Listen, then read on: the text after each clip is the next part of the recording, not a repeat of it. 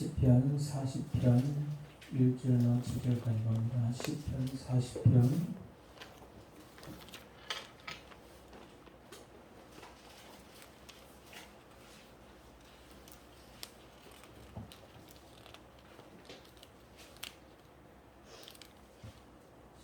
40편 1절로 7절까지 보겠습니다.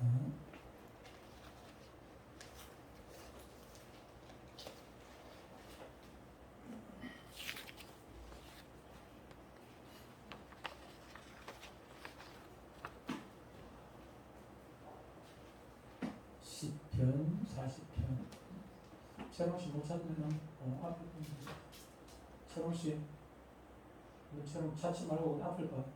채롱 여기 찾지 말고 요거 같이 읽으면 돼. 앞에 같이 읽습니다. 40편 1절부터 7절까지 천천히 같이 읽습니다. 시작. 내가 여호와를 기다리고 기다렸더니 귀를 기울이사 나의 부르짖음을 들으셨도다. 나를 기가 막힐 웅덩이와 수렁에서 끌어올리시고 내 발을 반석 위에 두사 내 걸음을 견고하게 하셨도다. 쇠늘에 곧 우리 하나님께 올릴 찬송을 내 입에 두셨으니 많은 사람이 보고 두려워하여 여호와를 의지하리로다. 여호와를 의지하고 교만한 자와 거짓에 치우치는 자를 돌아보지 아니하는 자는 복이 있도다.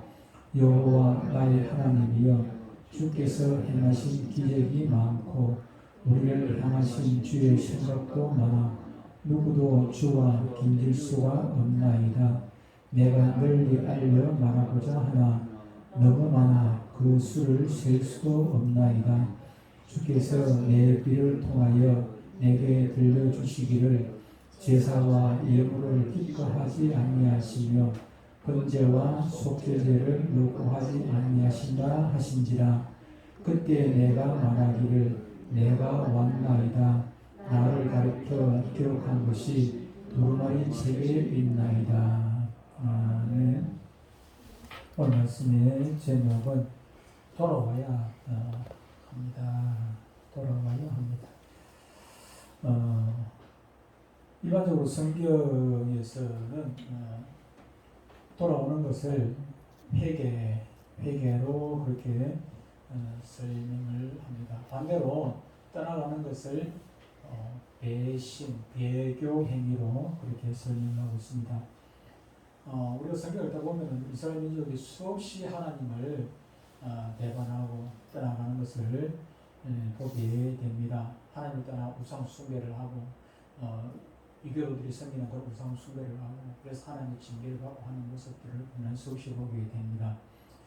이스라엘의 수많은 예언자들은 그런 행위를 범죄로 규정을 하고 그들을 돌아올 것을 수없이 호소를 했습니다. 누가복음 15장에 우리가 잘 아는 대로 탕자의 비유가 있습니다만 이 둘째 아들이 아버지 곁을 떠나게 됩니다. 다른 나라로 그가 아버지 곁을 멀리 떠나 그것만도 아니고 멀리 떠나가 다른 나라로 가서 살았는데 거기서 그는 실패를 경험하게 되지요. 아주 사람으로서는 겪을 수 없는 아주 비참한 상황까지 이르게 됩니다. 아버지를 떠났던 둘째 아들은 경제적으로 거지가 되었고 정신적으로도 패배자가 되었습니다. 그러나 더 처참한 것은 그의 영혼의 전략이었습니다. 사람은 누구에게나 실패를 할 수가 있습니다. 경제적으로도 실패할 수 있고 정치적으로 명예적으로 이런 육체적으로 여러 가지 경우 실패를 할 수가 있습니다. 실패를 하지 않는 사람은 아무도 없죠. 실패를 하지 않냐고 늘 성공하는 사람이 누가 있겠습니까? 90점을 받아도 9개는 성공하고 1개는 실패를 한 것입니다. 10문 중에 9개는 성공했지만 한 문제는 실패한 것 아니겠습니까? 완전하게 이 땅에서 성공만 있는 사람은 없는 것입니다. 그러나 이 실패를 했다 할지라도 정신적인 그런 각성을 잃지 않으면 곧 재기를 할 수가 있게 되는 것입니다. 그러나 영적 상태가 무너지면 경제도 건강한 삶도 의지도 다 함께 무너져 버리고 맙니다. 그것을 가리켜서 전인적인 실패다. 모든 인격적인 면에서 실패다 그렇게 말을 할 수가 있습니다. 현대인은 참 그런 것 같아요. 보다 이 성공 증후군에 걸려 있는 건 아니겠는가. 정치하는 사람, 사업하는 사람, 뭐 하는 사람, 뭐 하는 사람. 어떤 사람은 육체적으로 성공하고 싶어가지고, 어떤 사람은 경제적으로 성공하고 싶어가지고, 어떤 사람은 정치적으로 성공하고 싶어가지고, 그냥 목을 메고, 사람 성공 싫어하는 사람 누가 있겠습니까? 그러나, 이 정치적으로 성공하기 위해 가지고 다른 것들을 막 포기를 해요. 가정도 포기하고, 뭐도 포기하고, 다 포기하고, 그냥 오직 거기만 올인해가지고, 그렇게 하다 보면 나중에 남는 게 뭐가 있습니까? 남는 것도. 그것은 결코 성공이라고 말을 할 수가 없습니다. 대부분 사람들은 올라가는 것만 성공이라고 생각합니다. 그리고 내려가는 것은 실패예요. 패배라고 생각을 합니다. 그러나 그것은 오해라고 할 수가 있습니다. 비행기를 타고 보면은 우리가 끝없이 올라가면 며칠 전에 누리호가 끝없이 올라가는 것 아니지 않습니까? 어느 정도 자기 고도가 유지되고 나면 거기에서 그 궤도를 그냥 돌게 되죠. 일반 우리 그 비행기 같은 경우도 고도를 다 비행기마다 좀 차이가 있겠고 또 군용 비행기나 일반 민간 비행기 차이가 있겠습니다만 자기들이 올라가야 될 고도가 있는 것입니다. 서울에서 부산까지 오는데 그냥 끝까지 올라갔다 끝까지 내려오고 그러지는 않지 않습니까? 어느 정도 올라가면 고도를 유지하면 거기서 고도까지 올라가면 거기서 그대로 고도를 유지했다가 다시 부산 오게 되면 김해 오게 되면 가까우면 또 고도를 낮춰가지고 비행장에 내리게 되는 것을 우리는 보게 됩니다. 여기를 타고 달이나 화성이나 금성이나 목성이나 저기까지 갈 수가 없습니다. 그리고 시간이 지나면 올라갔던 비행기는 결국 지상으로 내려와야 됩니다. 할수록 내려와야 목적하는 일들을 처리를 할 수가 있게 되는 것 아니겠습니까? 인생이라는 것은 다 높낮이가 있게 마련입니다. 전도서에서 말씀했듯이 이 들어갈 때가 있고 나갈 때가 있고 성공할 때가 있고 실패할 때가 있고 올라갈 때가 있고 내려갈 때가 있는 것입니다. 항상 올라갈 수만은 없지요. 들어갔으면 항상 들어갈 수가 있습니까? 교회당에 들어왔으면 또 나갈 때가 있는 것이죠. 만날 때가 있으면 헤어질 때가 있는 것이고 사람이 태어날 때가 있으면 죽을 때가 또한 있는 것이 그것은 당연한 일입니다. 며칠 안 남았습니다. 며칠 있으면 이제 지방의회 얼마 전에 선거했는데 지방의회 당선된 사람들은 자리를 차지하고 앉게 될 것이고 떨어진 사람들은 그 자리에서 내려와야 되는 제 친구 같은 같이 옛날에 노동운동할 때 같이 운동을 하고 저보다 나이 한 살 많은데 저보고 무념무념하던 그런 사람이 있는데 부산시 광역시 그 의원인데 요즘 떨어졌더라고요. 떨어져가지고 그 친구가 그렇게 참 옛날 시험 그때가 엊그제 같은데 벌써 참 그렇게 되었습니다. 좀 마음이 내가 그 친구의 어떤 사상이나 그런 걸 지지하는 건 아니지만 그러나 또 같이 노동운동을 하고 밤을 새고 머리띠를 메고 그랬던 그런 때가 있었습니다. 제가 생각하면 제 입장에서 보면 참 철이 없던 그런 때가 아니었나 그런 생각이 들기도 합니다만 그때 당시에는 또 그것이 저는 정의라고 생각을 했어요. 정의라고 생각했는데 어느 순간인가 보니까 이게 정의가 아니라 정의가 아니라 그때는 공평과 평등을 구분을 못했어요. 공평하고 평등을 구분을 못했어요. 평등이 공평인 줄 알았는데 평등과 공평은 좀 차이가 있었죠. 저는 그때 노동운동을 하면서 평등을 주장을 했습니다. 평등을 주장을 했는데 성경적으로 보면 평등이 아니라 공평이 이 땅에서는 공평이 이루어져야 하는 것입니다. 많이 노력한 사람은 많이 가져가야 되는 것이고 적게 노력한 사람은 적게 가져가야 되는 것이고 게으른 사람은 굵어야 되는 것이죠. 그것이 공평이거든요. 어쨌든 그 얘기 하려는 것은 아니고 어쨌든 올라갈 자리가 있으면은 내려올 때가 있는 것 그것이 인생인 것입니다. 타락한 천사가 어떻게 됐습니까? 위에서 끝없이 올라가고 싶었어요. 자기 위에 누가 있습니까? 하나님 계시거든.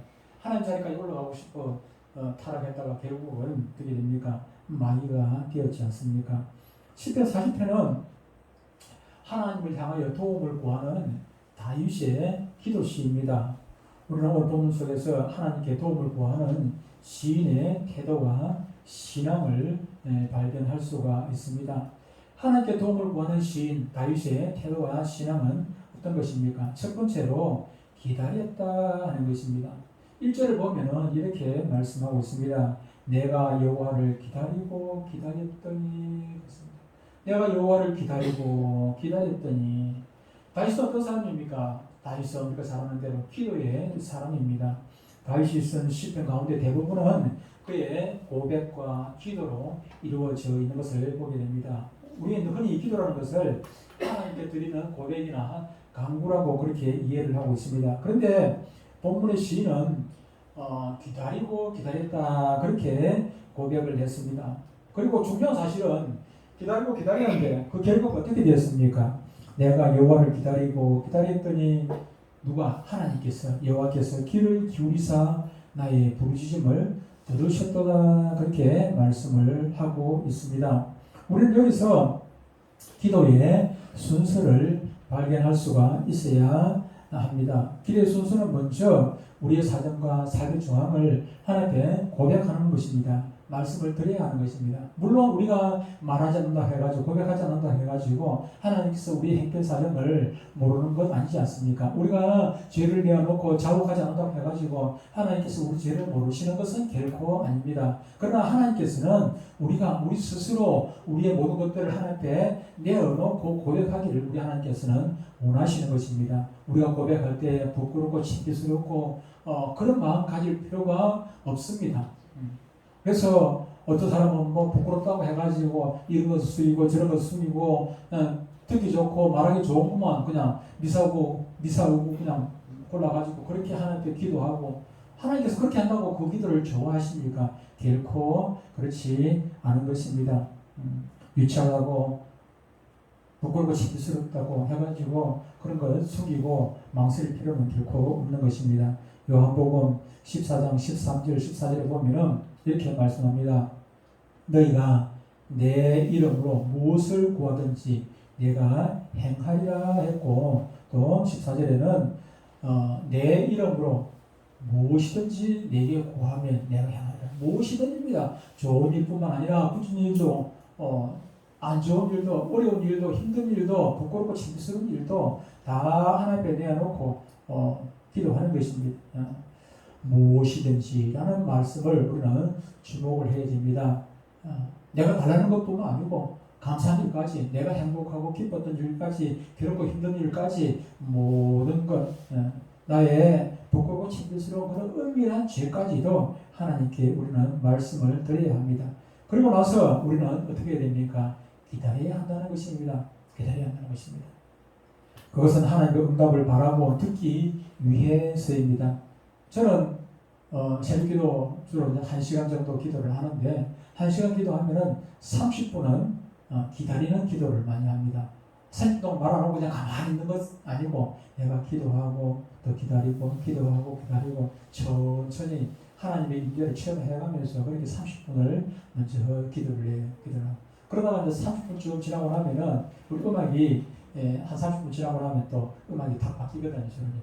바뀌는 그 타이밍을 우리가 이제 기도하다가 탁 깨닫게 되면 그때부터는 기도가 조금 빨라져요. 내가 해야 될 기도들이 있으니까, 내가 매일매일 해야 될 기도들이 있으니까 그것들을 우리 여기를 위해서도, 예찬이를 위해서도, 주님을 위해서도, 우리 모두를 위해서, 우리 국가 집사님을 위해서도 기도해야 됩니다. 기도해야 될 사람들이 쭉 있어, 기도해야 될 제목들이 쭉 있단 말이에요. 그거 30분 동안 해야 돼. 30분, 최소한 30분 해야 그 기도를 다 마칠 수가 있기 때문에, 그래서 한 30분 정도는 내가 하나님의 응답을 기다리면서 하는 기도를 하고, 나머지 30분은 또 일방적인 기도를 그렇게 하기도 하고 그렇습니다. 사람들을 이렇게 상담하다 보면 어떤 사람은 자기 말만 실컷 하는 사람이 있습니다. 과거에 저기에 잠깐 나왔던 어떤 여자 집사님이 있었는데 한 번은 그분의 집에 신방을 갔습니다. 교회를 안 나와서 결석을 해서 내 신방을 갔었죠. 갔었는데 가가지고 내가 한 10초 얘기했나 모르겠어요. 한 10초 정도 얘기를 했나, 뭐, 아무리 길어봐야 30초 이내로 내가 말을 냈습니다. 말을 끄잡아내고, 내가 말을 시작을 했는데, 내는 30초 얘기했는데, 그 집사님은 한 30분 얘기를 하더라고요. 내한테 말할 기회를 안 줘요. 자기 혼자서 그냥 한 30분 얘기를 다 해. 그러고 난 다음에 이제 딸의 이야기 끝에 어머니 집사님이 또 얘기를 했어요. 얘기를 조금 한 1, 2분 하다 보니까 딸이 뭐라고 얘기하냐면, 엄마 저 목사님 얘기 좀 듣자 좀 이러는 거라. 자기는 30분 얘기해놓고는 엄마가 한 1분 1, 2분 얘기하니까 엄마 저 목사님 얘기 좀 듣자 이러더라고. 자기가 40분 동안 내 말을 막고 자기 혼자서 얘기한 건 그건 시험지만 우리는 그렇습니다. 상대방 말을 들어줄 줄 알아야 돼. 들어줄 줄. 제가 과거에 전사 시절에 감남동에 있을 때인데, 합동체 교회 감남동에 있을 때인데, 휴일학교 아이들 모임을 마치고 제가 교육관에 앉아 있었는데, 앞에 문을 열어놓고 앉아 있었습니다. 앉아 있어가지고 다른 일을 하고 있었는데, 그때 지나가는 어떤 여자분이 잠깐 들어와도 되냐고 물어서 들어오시라고 했더니 들어와가지고 앉아가지고 상담을 좀 하고 싶다는 거예요. 그래서 그 말씀하시라고. 그래서 한 2시간 가까이 이야기를 했어요. 얘기를 하는데 나는 그분이 얘기만 들었어요. 가만히 있으면 또 이야기하는 사람 재미가 없잖아요. 그래서 들어주면서 그렇군요. 고생을 하셨으면 마음이 얼마나 아프시겠습니까? 이분 얘기 들어보니까 뭐 다 힘들 수밖에 없어요. 자식들도 어렵고 아직 어린 아이들인데 어렵고 남편도 가정을 돌보지 않냐고 그냥 이렇게 하고 또 그렇다고 해가지고 시부모님들이 어떻게 도와주는 것도 아니고 그래서 막 정신적으로 육체적으로 물질적으로 뭐 얼마나 힘든지 몰라요. 얼마나 힘든지 몰라요. 그런 사정입니다. 그러다 보니까 누구에게 말할 데가 없는 거야. 말할 데가 없어요. 그 들어와가지고 이게 교회가 되다 보니까 들어와가지고 저보고 이제 얘기를 하는데 제가 좀 우리 하는 말로 장단을 좀 맞춰주는 거죠. 장단을 맞춰줘야 또 말을 받아줘야 자기가 말을 계속할 수 있으니까 힘드시겠어요. 얼마나 힘드시겠어요. 참 마음이 아프시겠네요. 그래 미운 마음이 생길 것 같아요. 자꾸 이제 동의를 해주고 동조를 해주니까 이분이 한 2시간 가까이 얘기를 했어요. 얘기를 하더니 내가 거기에 대한 답을 해주기 전에 자기가 답을 다 내려요. 이렇게 해야 되겠죠. 이렇게 해야 되겠죠. 이렇게 해야 되겠죠. 부모에게 어떻게 하고 자식들에게 어떻게 하고 남편을 어떻게 하고 자기가 답을 다 알고 있어. 내가 답을 가르쳐 주기 전에 자기가 답을 다 얘기하더라고요. 스스로. 그러고 난 다음에 그 다음 주일날, 그날 토요일인데 그 다음 날 주일날 교회에 나왔더라고요. 나왔어요. 그런 적이 있습니다만은 기도에서도 우리가 믿습니다. 그것도 좋고 주시옵소서 하는 것도 좋습니다. 간절히 구해야 합니다만은 그러나 중요한 것은 우리가 기도했으면은 기다릴 줄도 알아야 한다는 것입니다. 쉽게 말씀드리면 구한 다음에 하나님의 체온을 구한다고 그냥 하나님께서 즉시 주는 것은 아니지 않습니까? 즉시 줄 수도 있겠지만은 구한 다음에는 하나님의 체온을 기다려야 한다는 것입니다. 의사에게 환자가 자기 아픈 상태를 말했다면은 처방을 기다려야 합니다. 가끔 그런 경우가 있습니다. 먼저 막 아픈 데를 얘기하고 여기가 무슨 병이면 의사가 그 병을 진단을 하고 결정되는 것이 아니라 환자가 먼저 막 병을 이거죠. 이거 뭐가 이런 병이죠. 저런 병이죠. 얘기하면 의사가 맞아요. 막 그냥 화가 나가지고 그냥 당신 의사 하세요. 그런 말이에요. 우리가 의사한테 내 아픈 상태만 얘기를 하는 거예요. 의사는 내가 어디가 아픈지를 잘 모르니까 내가 어디가 아프고 의사가 알만 하면 그냥 처방을 하는 것이고 알기가 어려우면은 그거 가지고 의심이 되는 질병들을 다시 검사를 하게 되고 그렇게 검사 끝나고 나면 의사가 처방을 어떤 약을 해야 된다, 어떤 약을 먹어야 된다, 아니면 어떻게 수술을 해야 된다 의사가 결정을 하게 되는 것 아니겠습니까? 마찬가지로 우리가 답을 모르기 때문에 하나님께 기도하고 하나님께 아뢰는 건 아니겠습니까? 우리가 하나님께 기도하고 아랬다면은 그 다음에 의사이신 하나님의 처방을 기다려야 되는 것입니다. 처방을 기다려야 되는 거예요. 본문을 보면은 기다렸더니 내가 여호와를 기다렸더니 어떻게 됐습니까? 귀를 기울이사 나의 부르짖음을 들으셨도다 했습니다. 물론 기다리고 또 기다리고 마냥 기다리다 보면은 얼마나 답답하겠습니까? 지금 당장 순위가 따라 넘어가는데 지금 곧장 지금 부도나기 직전인데 하나님 지금 저희 회사가 부도가 나기 직전입니다. 하나님 도와주십시오. 그런데 하나님께서 기다리라 하면 얼마나 속이 타겠습니까? 속이 타겠죠. 성질 본 사람은 막 더 이상 기도를 하지 못하는 그런 지경에 이르기도 할 것입니다. 만약에 집에 불이 나는데 하나님 우리 집 불탑니다. 그런데 하나님께서 기다려라 그러면 어떻게 되겠습니까? 얼마나 속이 상하겠습니까? 그러나 하나님의 응답이 있잖아요. 내가 아무리 급한 것 같아도 하나님께서 다 뜻이 있는 것이죠.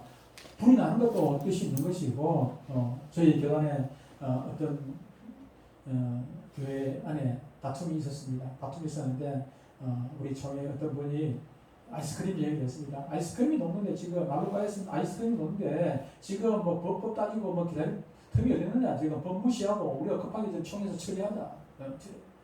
그래서 제가 그랬습니다. 아이스크림 녹아도 법은 법 지켜야 됩니다. 법은 지켜야 됩니다. 법 지키지 않냐면 더 큰 문제가 생긴다고. 우리도 그렇습니다. 회사가 망할 수도 있습니다. 부도 날 수도 있습니다. 아파가지고 뭐 상처가 굶어가지고 다리가 절단을 해야 될 수도 있고 손가락을 절단할 수도 있고 한쪽 눈을 빼야 할 수도 있습니다. 하나님께서 모르시는 건 아닙니다. 그러나 한쪽 눈을 잃더라도 하나님의 뜻이라면 그것이 하나님의 뜻이라면 한쪽 눈을 잃어야죠. 한쪽 다리도 잃을 수가 있는 것이지요. 심지어 내가 죽는 것이 하나님의 뜻이라면 하나님 내가 죽겠습니다 하는데 하나님께서 응답 못 나사로처럼 하나님께서 그것이 죽는 것이 하나님의 뜻이라면 죽어야 되는 것 아니겠습니까? 죽는 건 의미가 있는 것이죠. 예루살렘 근교 베다니 마을에 나사로가 병이 들어가 죽을 병이 들었습니다. 죽을 병이 들었어요. 그런데 그 여동생 둘이서 지금 오빠가 지금 다 죽게 생겼으니까 예수님께 전가를 보냈습니다. 사람을 보내가지고 지금 우리 오빠가 다 죽게 생겨서 빨리 와서 좀 고쳐주십시오. 그런데 예수님께서 뭐라고 말씀하십니까? 그게 성경 보니까는 이틀을 그 소식을 접하고도 지금 다 죽어간다는 소식을 접하고도 이틀을 더 유하시니라 이틀을 더 기다렸다 그렇게 말씀하고 있는 것을 보게 됩니다. 우대지방은 우리나라보다도 날씨가 더 덥습니다. 그래서 사람 죽으면은 이틀 뭐 3일 그렇게 기다리는 것이 아니고 당일날 뭐 저녁에 죽으면 그 다음날 할 수도 있겠지만은 더 빨리 묻게 됩니다. 장례를 치게 되지요. 요한복음 11장 17절에 보면 이렇게 말씀을 하고 있습니다.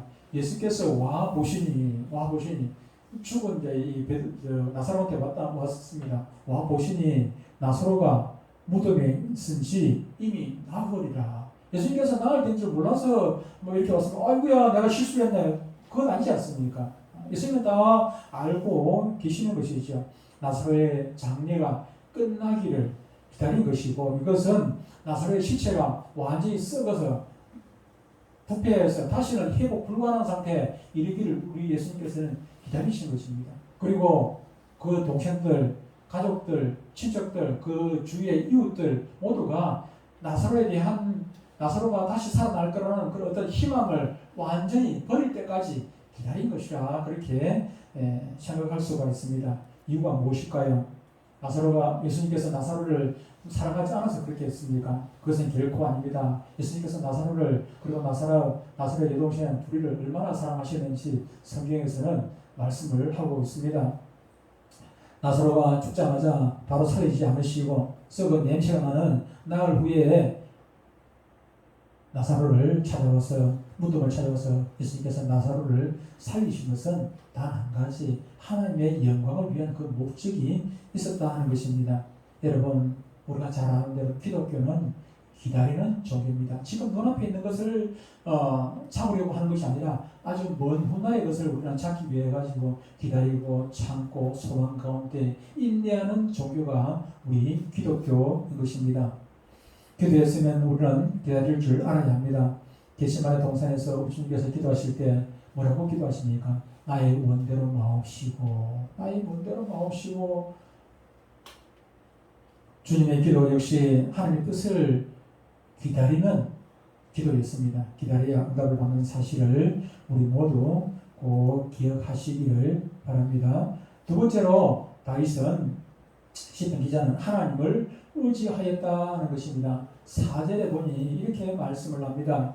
여호와를 의지하고 교만한 자와 거짓에 치우치는 자를 돌아보지 아니하는 자는 복이 있도다. 그렇게 말씀했습니다.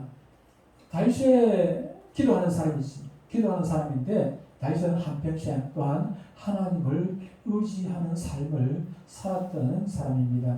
그러나 교만한 자는 자신을 의지하지 아니하고 거짓된 자는 거짓을 일삼고 살아갑니다. 의지한다는 것은 믿을 수 있는 대상에게 자신을 맡기는 것입니다.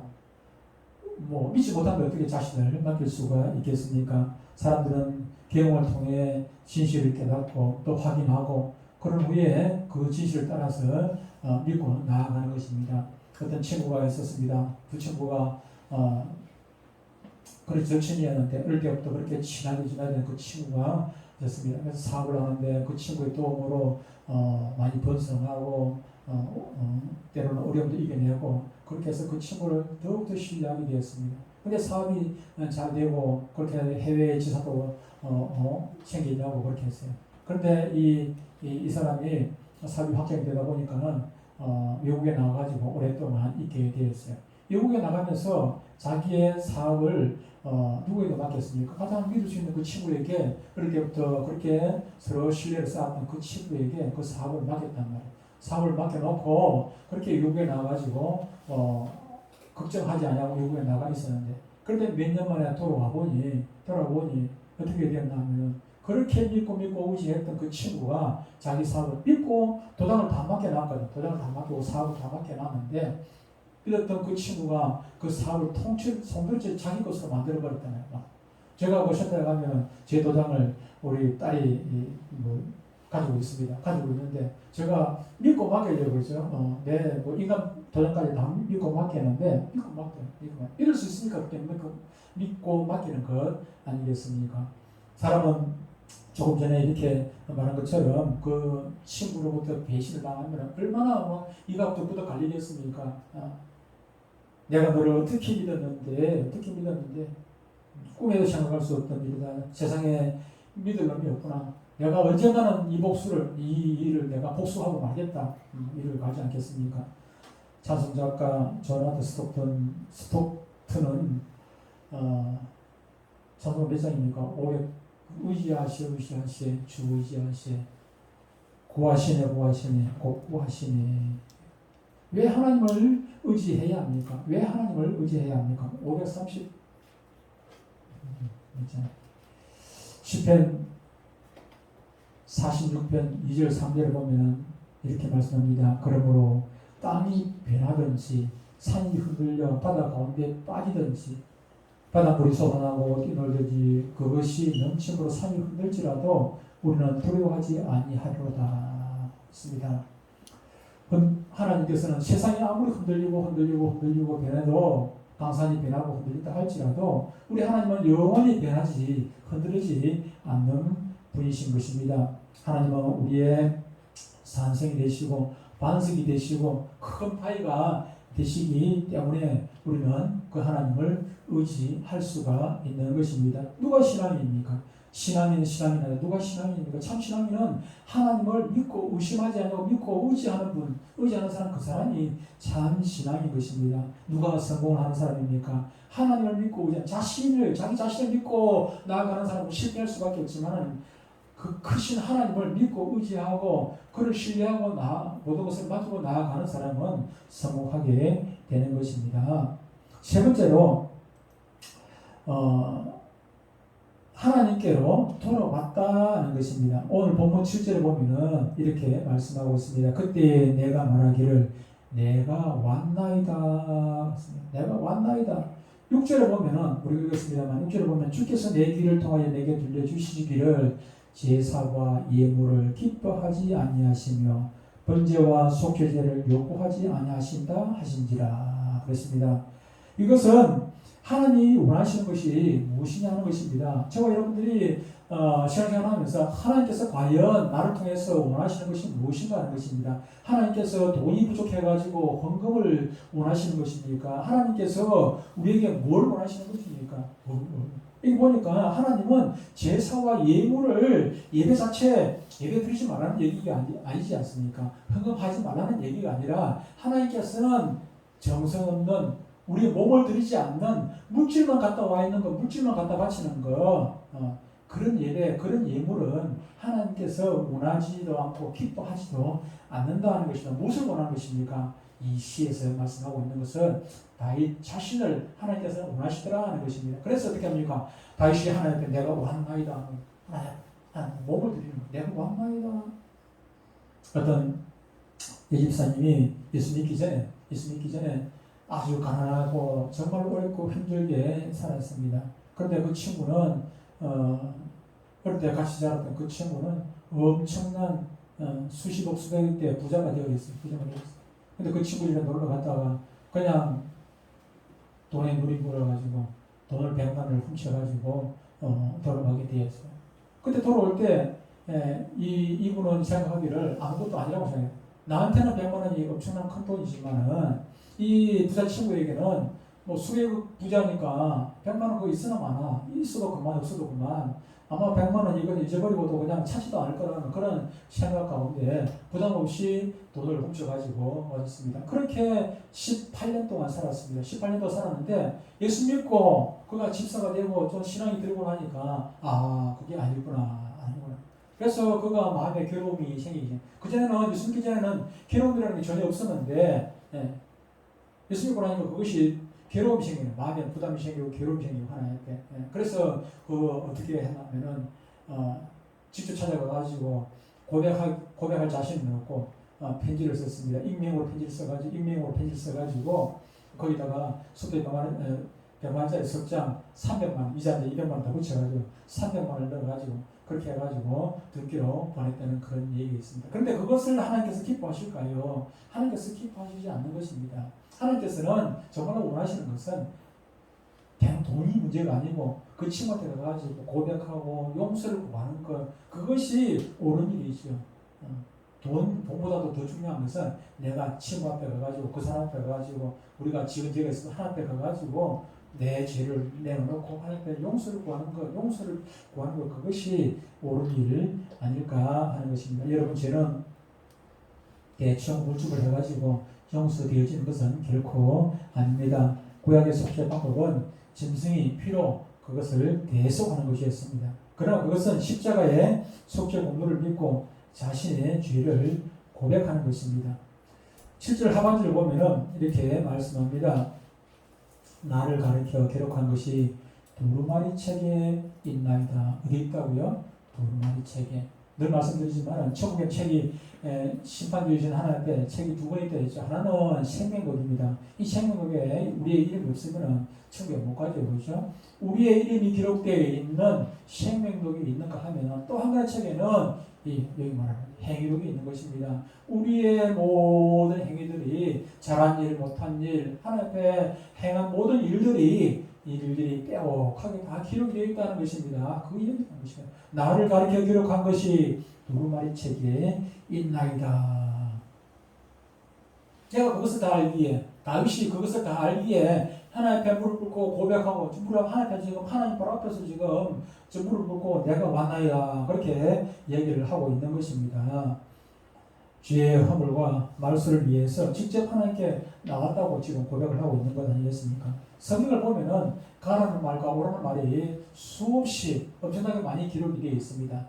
가라는 말, 왜 가라는 것이죠? 복음 들고 나가는 거예요. 복음 들고 나가는 것이 복음 들고 나가는 것이고 오라는 것은 지은 죄를 가지고 하나님 앞에 나오라는 것입니다. 돌아오라는 것이죠. 돌아오는 것이죠.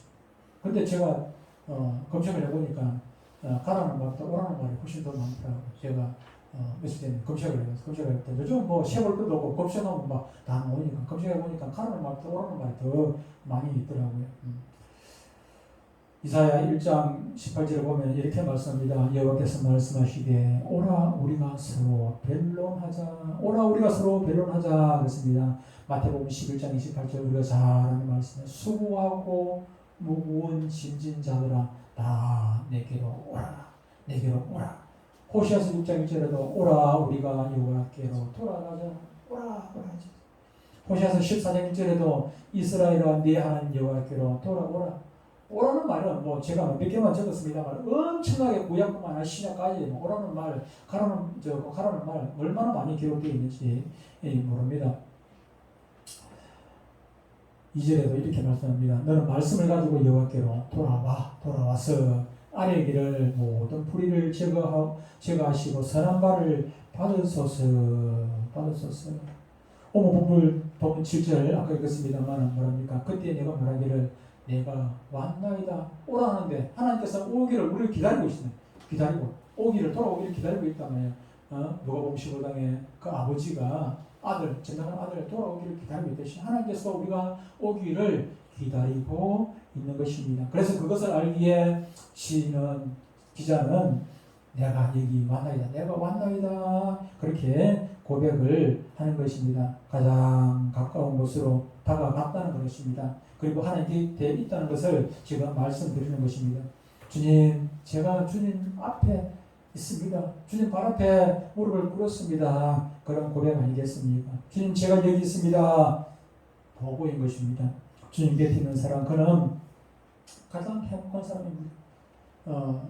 우리 앞으로 제가 길거리 나가 보면은 요즘 참 애완견 키우는 사람들이 얼마나 많습니까? 그래서 개를 이렇게 목줄을 내가지고 아침에 아침이고 저녁에 이렇게 나가는데 그런데 주인의 목줄에 이렇게 잡혀 있는 개는 그냥 꼬리를 살살살 흔들면서 두려운 것 없어요. 두려운 것 없이 그냥 힘차게 그냥 여기 갔다 저기 갔다 그냥 나무나 저번에 만나면 거기다 오줌 좀 싸고 그렇게 막 지나가죠. 그런데 가끔가다 유기견 있죠. 유기견은 어떻게 합니까? 사람 만나면은 눈치 실실 보면서 쓱 피해가고 그렇게 하지 않습니까? 두려움, 걱정, 근심 마찬가지로 저와 여러분들의 주인이 누구십니까? 하나님 아니십니까? 하나님의 붙들려 있는 사람은 두려울 이유가 없죠. 걱정할 필요가 없죠. 늘 행복해요. 개가 주인의 목줄이 잡혀있는 개는 붙들려 있는 개는 꼬리 사는 사람은 행복하잖아요. 행복해요. 그렇죠? 마찬가지로 저와 여러분들이 내가 주인 되어가지고 내 맘대로 사는 사람은 불안하고 초조하고 걱정, 의심이 따라갈 리 없겠지만은 그러나 하나님을 의지하고 하나님께 붙들려 있는 사람은 하나님께 있는 사람은 늘 행복하고 걱정, 의심 다 하나님께 맡기고 그렇게 편안하게 살 수가 있다 하는 것입니다. 우리 모두 어떤 형편에서도 여러분들 살아가면서 어떤 형편에 놓여 있을지 세상 사람들을 말하는 대로 성공하고 있는 것이 아니라 실패하고 또 실패하고 다른 사람들이 우리를 볼 때 정말로 실패한 인간이라고 그렇게 손가락질을 할지라도 그런 지경이 있다 할지라도 우리가 하나님께 늘 떠나지 않냐면은 우리는 회복할 수가 있고 행복할 수가 있다는 사실을 꼭 기억하고 주님 앞에 간 그날까지 주님께 늘 떠나지 않는 복된 성도들 다 되시기를 주님으로 축복합니다. 기도하겠습니다.